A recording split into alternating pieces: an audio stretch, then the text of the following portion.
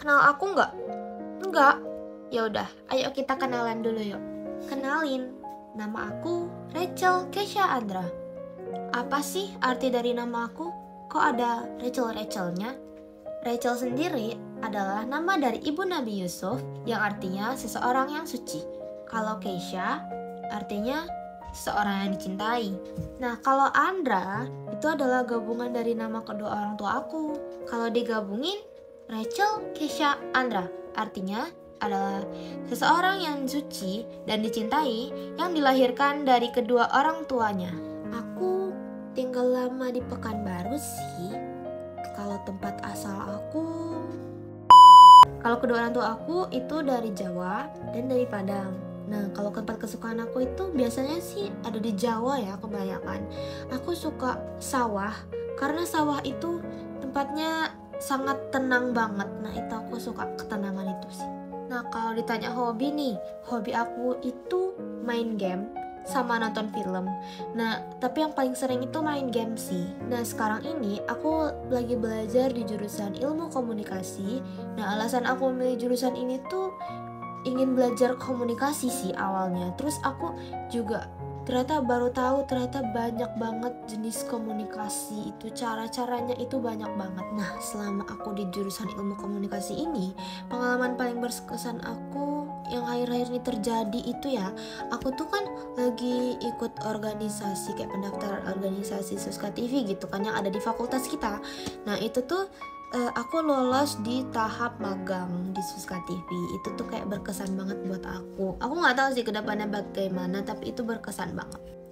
Nah, di organisasi fakultas kita itu Suska TV, aku ngambil di divisi sosial media. Nah, kalian tahu nggak sih sebenarnya ini tuh video buat apa? Ya, ini tuh tugas public relation. Nah, tujuan aku belajar public relation ini itu untuk melatih public speaking aku, untuk dapat percaya diri ngomong di depan banyak orang, kayak PR atau humas-humas lainnya yang percaya dirinya luar biasa. Nah, dengan belajar public relation ini itu harapan aku tuh kayak aku tuh bisa tahu ternyata kayak public relation itu sebenarnya tuh apa. Nah, terus kayak ternyata banyak banget cara-caranya apa yang harus dilakuin. Terus kayak penting banget ternyata public relation itu sih tujuan aku, kayak pengen tahu. Nah, kita nih kan udah kuliah nih. Nah, yang pengen aku capai selama kuliah ini itu lulus dengan predikat cum laude. Gak cum laude sebenarnya aku nggak apa-apa, tapi aku pengen bikin diri aku itu berkesan buat orang lain, kayak dibutuhin juga buat orang lain. Nah, tadi kan kita udah perkenalan tuh kan, TMI aku tuh banyak banget, too much information aku tuh banyak banget. Nah, sekarang aku pengen lebih ke too much information lagi. Nah, tapi kali ini mungkin aku bakal jawab satu-satu, atau mungkin kayak bakal aku rangkum lah ya, biar nggak panjang banget. Jadi jangan sampai bosen ya kalau pengen kenal aku lebih dalam lagi. Yang pertama, aku bisa ngelola waktu dengan baik. Nah, yang kedua, aku bisa ngedit poster atau flyer gitu. Kalau kayak gitu aku ngeditnya di Canva atau di Pixar. Nah, kalau aku juga bisa ngedit video gitu di CapCut atau di VN. Nah, yang ketiga, aku mampu bertanggung jawab atas semua yang aku lakuin. Aku bisa percaya diri kalau emang itu adalah kemampuan aku atau keahlian aku.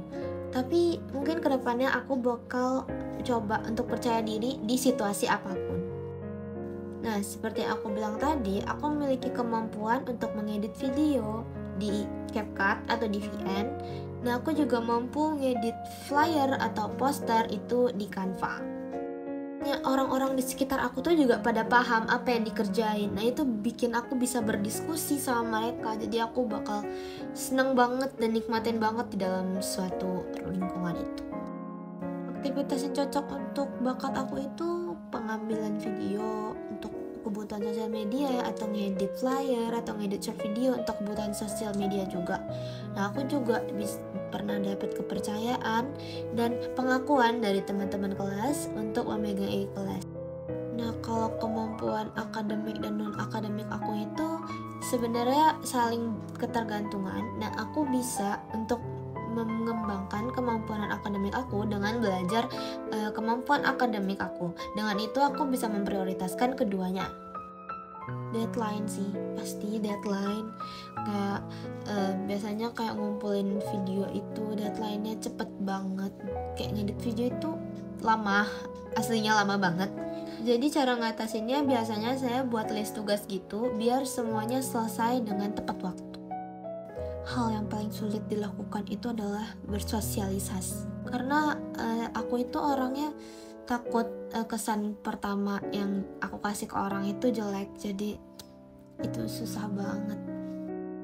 Aku harus banyak belajar lagi tentang berbicara di depan umum atau berbicara dengan orang banyak sih.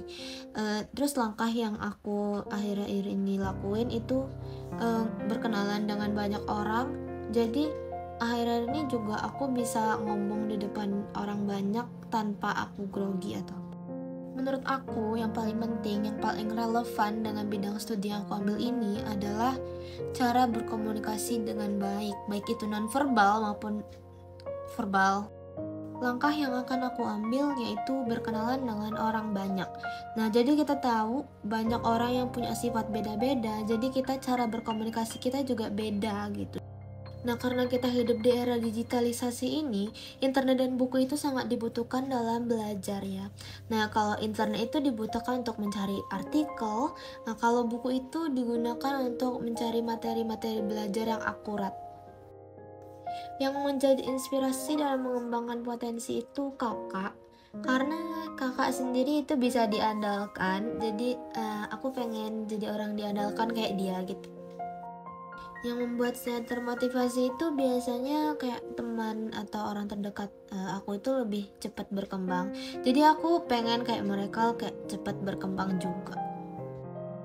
Kalau menghadapi kegagalan itu kita harus ngelihat ke depan kalau misalnya hidup itu tetap berjalan.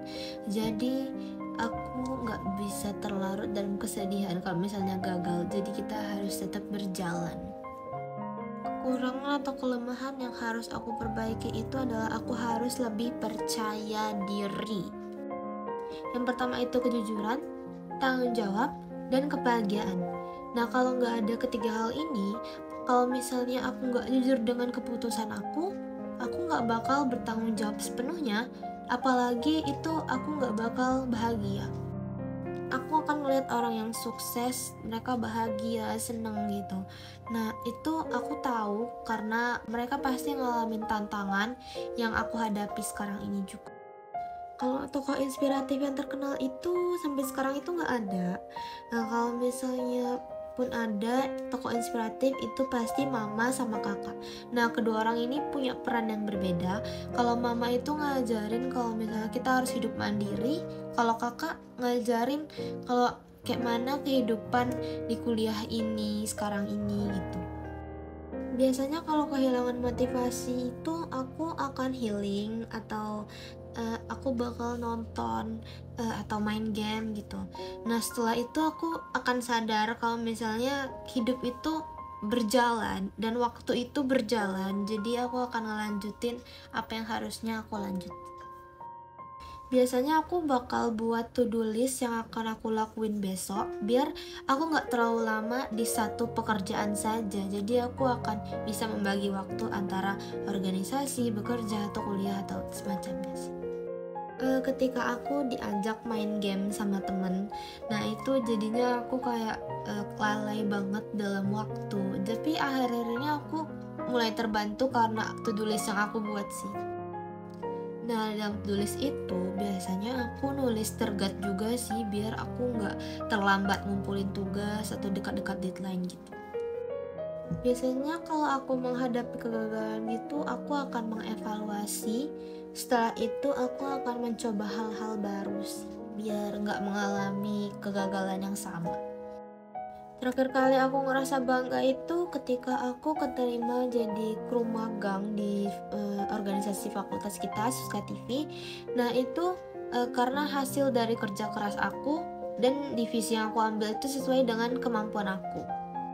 Nah biasanya aku kayak muter atau ngelihat project lama dan project baru. Itu kayak aku membandingkan supaya aku bisa mengevaluasi apakah aku berkembang atau tidak. Aku biasanya nggak menunjukkan emosi yang berlebihan kalau misalnya terjadi konflik sih. Aku lebih sering memahami lawan bicara aku kalau misalnya aku kayak terlibat konflik sesuatu gitu. Nah, yang pertama tentu menjaga komunikasi ya. Nah, karena kita di era digitalisasi ini, aku biasanya lebih menunjukkan dengan berkomunikasi lewat WA atau aplikasi yang lainnya dengan keluarga, teman, atau yang lainnya sih.